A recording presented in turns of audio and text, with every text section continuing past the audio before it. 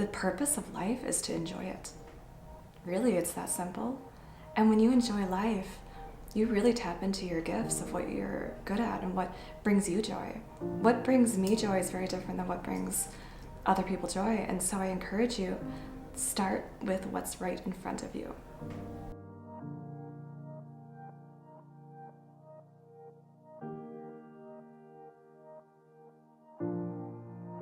Hi, my name is Zenka Caro. I'm founder of LightNet, and my passion and purpose is expanding what we believe is possible in the world.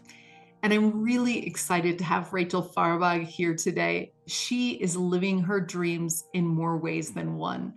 Not only does she run an art studio, a crystal shop, a ceramic studio, she's written 5 books, 5 decks. She writes for other people. She's a designer. It's everything she touches, she brings her joy and her love into it. And she really has created her dreams. She has an incredible art studio called Dream Magic Studio in Sedona and Bohemian Dreamer, which is a place where people walk into her space and they say, wow, why do I feel so good? Why does it feel so amazing in here? And it's because almost everything she does is done with joy because she made it. She found a way to make her dreams come true over the years, and now she's living them. This is a beautiful interview. I knew my purpose since I was very young. I knew that I came to this planet to spread love, beauty, and kindness. I also knew that I came here to make books, make art, and inspire others through beauty. I remember very clearly with my mom walking into a library, looking at all the books, and knowing that I was going to make books. And I asked my mom, I said, one day, if I get married and change my name, how are they going to know who I am? And so I remember being very concerned as a young child. It's very interesting that I did not want to get married as I was a child, thinking that I would have to change who I am and lose my identity. My mom gave me a really great answer and said, you can still get married, you can still have love, and you can keep your name. And so she taught me early on that I can have everything. I don't have to settle. And it's interesting that my marriage that did not happen actually did change the course of my life.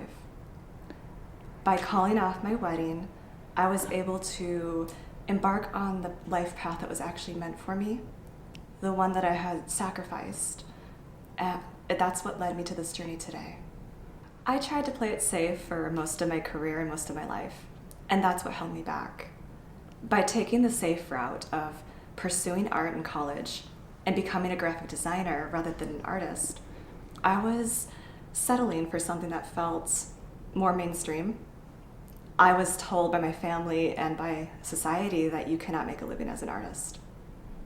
I was told it would be hard, and I was even told that a graphic design profession would be hard. But I did know that graphic design was an easier route than painting. So I settled for a degree in art that I put into digital world. I felt like I lost a little bit of my soul when I was behind a computer screen. And I was like a ghost in that world. My name was not attached to the work that I was doing. It was not up to me, it was up to the client. I felt like I was wasting my talent, and my soul was pushing me to do more. It's very interesting, the stories that we tell about ourselves. When I said that I was a designer, the way that I interacted with the world was very different. When I said that I was an artist, that changed everything. When I was a designer, I was being told what to do by clients, and nothing ever seemed to be good enough. There was a perfectionism and a control aspect that was beyond my control. And it was really to get a job done, make sure the client's happy, and I could only put so much of myself into that. When I decided to become an artist again, it was me reclaiming my identity. I was a very talented graphic designer, but I stopped calling myself that. And people would meet me and ask me, who are you? What do you do? I would say, hi, I'm Rachel. I'm an artist. And I decided to just start painting again and really dive back into my roots as an artist. that changed the course of my entire reality. I thought about the end of my life and said, okay, if I was at the end of my life and I didn't need to make money and I had no responsibility, what would I do? I wanted to paint animals. And I knew that I would be so happy painting animals. I knew there's so many of them that I would never run out. And I decided to sit down and start painting spirit animals. But before I painted spirit animals, I needed to switch out of that perfectionist mindset of graphic design. And I decided to paint magical creatures first. I chose magical creatures because no one could tell me what a Bigfoot looked like or what a gnome or a fairy looked like. Nobody could come in and say that's not right. So I decided, okay, let me really let my imagination come through. Let me paint things that I want to paint. It was the first time in my career, in my life, I got to choose the subject. And I chose a subject that was very magical, very mysterious, and it allowed me to really understand my process as an artist, find my voice, figure out my style, and experiment without fear of failure. So I baby stepped my way into this life that I have right now. I invited friends to paint with me. I made it fun, I made it comfortable. I held painting nights where I had others come and we all got to tap into our creativity together, and it was fun to see what other people were creating, and it was fun to be in that environment of support where I wasn't alone. I think my biggest fear of becoming an artist was I would be alone. If you think of any artistic endeavor, as an artist, it's very solo. You're going inward, you're by yourself, and you're spending hours in your craft. What I didn't want to happen was to just retreat into my home and be hidden again. So I decided to get a public space, an art studio that I could share and open up with others. And that's what really led to this journey of having a shop, having everything that you see here that I did not anticipate. And I did not plan to open up a crystal store. I didn't plan to have a gallery. It was just a byproduct of what I was doing. When I was in college, I was commissioned to make paintings for others. And I was not painting the subject matter that I wanted. Because of that experience, I thought that I wasn't a good painter. I didn't think that I was very good at it. And I later in life, I realized that the only time I had given myself the opportunity to paint was when somebody else asked me to do it. I realized that this desire to paint came from within, and it was my own desire, and I needed to give myself the opportunity to paint what I wanted. I heard myself say out loud many times that I guess I'm just not a painter, or I'm not very good at this. And I think a lot of people do this to themselves. People say, I'm not an artist, I'm not good at this. But when we come in as children, everyone's an artist as a child. Everyone's good at what they do as a child. I think maybe around the age of 7, 8, 9, we get into our minds and we start to compare to others and think, I'm not good enough, or maybe a teacher, or someone tells you you're not good, and we start to create stories. I came to a point in life where I decided, okay, enough of this story that I have in my mind. It's not even true. I am a good painter. I also used the power of belief to change this, and I said, okay, if I think I can't do something, I need to say out loud that I can. I started reading tarot when I was 14. I never anticipated that I would become a tarot reader one day. Here I am, 40, and I'm reading tarot every single day for people. So it's interesting to go back and understand there's a first step to everything. We don't know how that first step is going to connect later in our lives, but those steps always connect. When it was time to make my tarot deck, I reached this conclusion that I needed to make my own tarot deck because using somebody else's artwork and somebody else's meanings and interpretations didn't feel right. I needed to reach within my own soul and find that meaning. And I did not think that I was good at drawing people. This is kind of how I broke through my limitations, is I had no choice. If I'm going to make a tarot deck, I have to draw people. In college, I would take life drawing classes and leave the faces blank. And I thought, okay, I don't have a choice now. I have to draw the face. I remember drawing my tarot deck when I was in the middle of my RV road trip, right after I called off my wedding. I had nothing to lose at this point in my life. When there's nothing to lose, you have everything to gain. When you've lost your entire identity, you've lost every solid structure in your life, and you're figuring out what's next, there was no fear of taking risks. Because I thought I was not good at drawing people, I decided to go to a coffee shop in Bainbridge Island outside of Seattle and draw people at a coffee shop in public. It's important to push ourselves beyond our comfort zone. I took something challenging and decided to do it in front of people, just for fun, and just to feel that push for myself.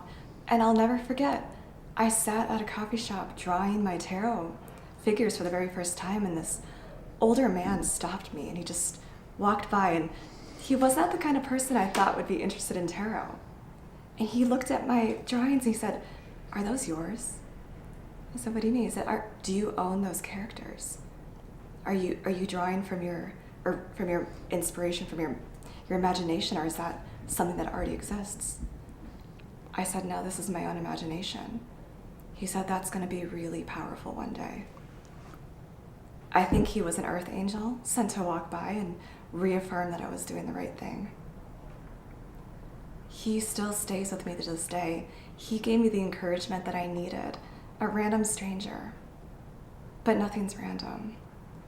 That gave me the momentum I needed to keep going and finish my deck.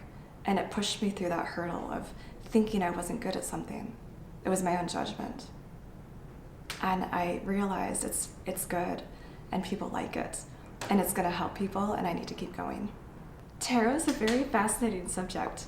I grew up Catholic, and tarot was definitely not encouraged. Yet, my mom is the one who, bought me the book in the bookstore, and I said, "Hey, Mom, I'm interested in dreams and tarot. I want to learn more." She bought me the dream book. I got the tarot book. I started, I don't know why, but those two subjects just jumped out of a bookstore at me. Sometimes we have certain topics that just spark our interest, and there's no chance or randomness to that. There's a reason. I think we have past lives that have a play in this. For whatever reason, I decided to pursue tarot and not astrology. I still love astrology, but tarot is my specialty. I know that inside and out. When I'm reading tarot for other people, I love the diversity of the people I get to work with.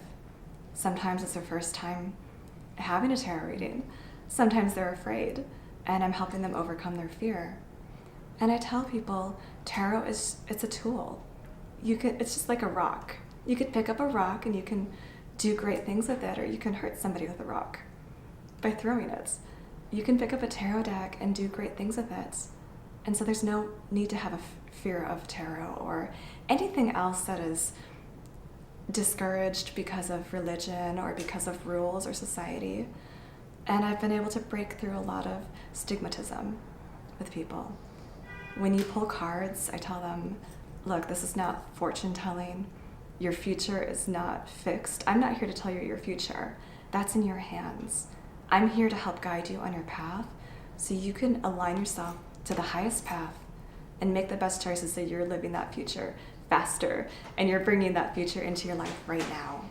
And any blocks that are stopping you from living the life of your dreams, let's remove those. When I'm doing the readings, I'm helping people to realign with their soul, with their purpose, to say, look, I'm afraid of this, or there's something in my life I'm afraid to look at right now. And we look at it together, and it's like holding their hand and saying, it's okay, you've got this, and there's something that's difficult, so let's get through this so that you can actually be free to pursue your dreams.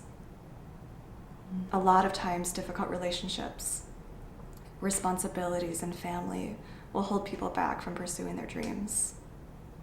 And so I like to help people bridge those relationships or forgive the people who are hurting them so they don't have to hold on to pain, stories in their head that are, put there from other people, limitations or lack of confidence. And so helping people to heal really helps them to pursue their purpose. And that's why healing prayer commands really came through when I was writing my latest book. And I wondered, why am I helping people heal? I'm an artist. I know that's why I came here. So why am I doing healing work with people? Why am I helping people discover limiting beliefs?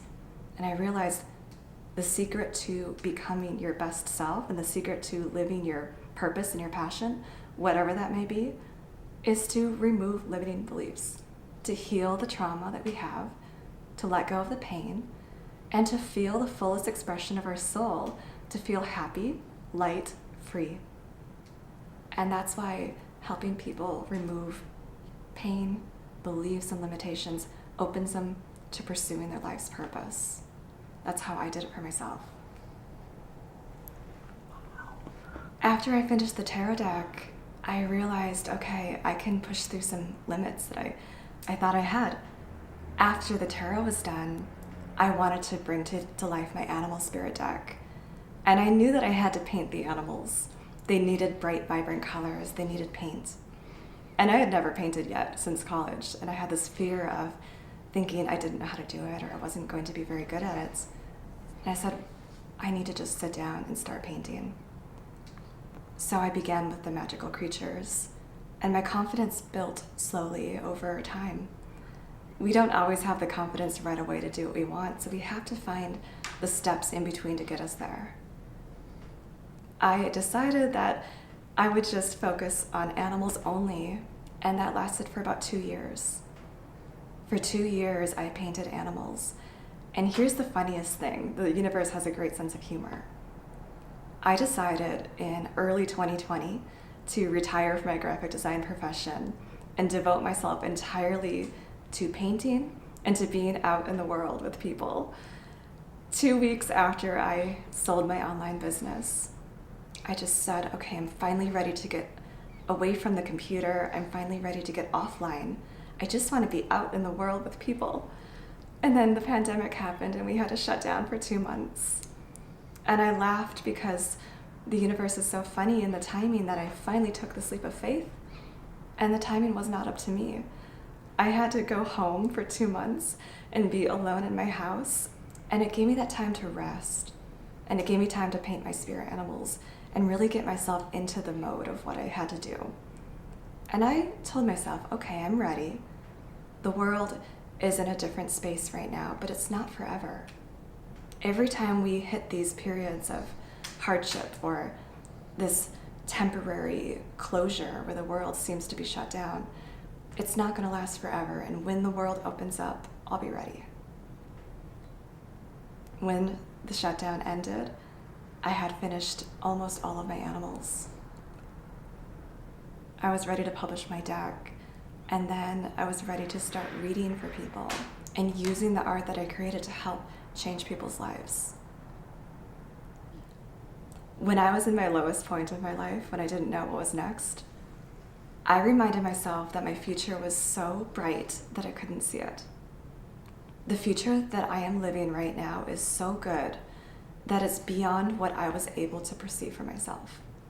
When I was at my lowest point, I knew there was something better. I just did not know what it was. Today, I have my own pottery studio, gallery, shop. It's a crystal store, it's art. I do tarot readings, theta healings. I'm doing everything in my life that I never thought was possible, all in one place. There's no limits, and there's so much diversity in my life. I have published 5 books, 5 oracle decks, and also books and oracle decks for other people. It's incredible to just be in this place in life now where I'm living the dreams that I once fantasized about. I'm living dreams that didn't feel like I'm living the reality now that was once just a dream for me. The only reason my life is so good at this point is because I took the risks that were necessary. I knew what was next. I didn't know how it was going to happen. I didn't have a timeline. I just knew I have to start with the first step. do this, paint, draw, get my certification in this theta healing, learn these things that are, asking me to grow and go beyond my own identity. One day they will make sense. I'm living that day now where everything makes sense. All these things that seemed unrelated, they now relate to one another. I have so much beauty in my life. I am in so much gratitude every day because I'm living the life of my dreams. And it's better than I could have imagined in my past. There are no limits. And I'm an example of that because when I find a limit, I ask myself, why? Why is that a limit? Why does that feel impossible? Where am I holding myself back? And then I push through that boundary. And then I do the thing that makes me uncomfortable. And then I grow and I expand. And the reward is so worth it. Every sacrifice I've made has led to the biggest reward and so much happiness on the other side. The biggest fear that I had when living my purpose was being alone. But that wasn't true. I have found the love of my life. And by not settling in the past for something or someone that I thought was going to be the end for me, I took a risk of being alone to find love. I took a risk of turning down a safety net of a job to become an entrepreneur, right? I've turned down all of these safety nets of here's an option that is easy, but it doesn't feel right in my soul. And I know there's more. And so I pushed myself to the unknown, to the beyond. And now I have that love in my life. Now I'm getting to do what I love and be in love at the same time. And I realized it's not an either or scenario. You can build a beautiful career, a dream life, take the steps before you're ready, and then that person will arrive, or that opportunity will arrive, or whatever it is that you thought, okay, I'm ready. It's not quite here yet, but let me take that step, and then when the time is right, that magic will happen. I'm living in that magic now. A lot of people come to me and ask me what their purpose is when I'm doing readings with tarot. I think that I've discovered over time that there's a lot of ambiguity, or there's not a lot of clarity around what people's purpose is. And I think that if everybody just paused everything in their life, sat down with themselves and asked, what makes me happy? Because it's really that simple. What makes me happy and what am I good at? That is the key to discovering your purpose. And also, there is not just one single purpose for everyone. Our purpose shifts and it changes all the time. Sometimes our purpose is to have fun and explore the world, travel, discover, find new things. Then at the end of that period, there's a lot of inspiration and you want to sit down and you want to write, draw, create. And now you're in a whole different purpose of creating beauty. After you've spent years creating, your purpose shifts once again to, I want to share this. I want to share all this happiness, inspiration, and beauty with others. And now you're meant to do more things. Push yourself beyond what you just did. And I think that if we sit down in every moment and ask, in this moment, what's my purpose? Maybe it's just to be kind. And maybe it's to be kinder to yourself. Maybe it's to love yourself more. That's a great purpose. Because once you love yourself more, once you're kinder, once you calm the thoughts in your mind and tell yourself, I can do this, you're going to open yourself up to more. And then the next step is revealed in your journey. And I think it's a beautiful journey that we have in this life. And we're meant to just have fun and enjoy life. And we're supposed to help others. And we're supposed to be kind and share great things in this world and help make the world a better place. I love that I get to have my own store and shop because I get to interact with people on a daily basis now in a way that I never used to when I was a graphic designer.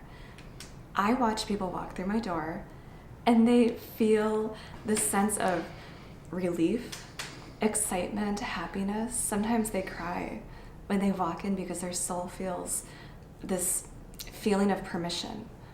They're watching me live this life of my dreams, and it's showing them that it's possible.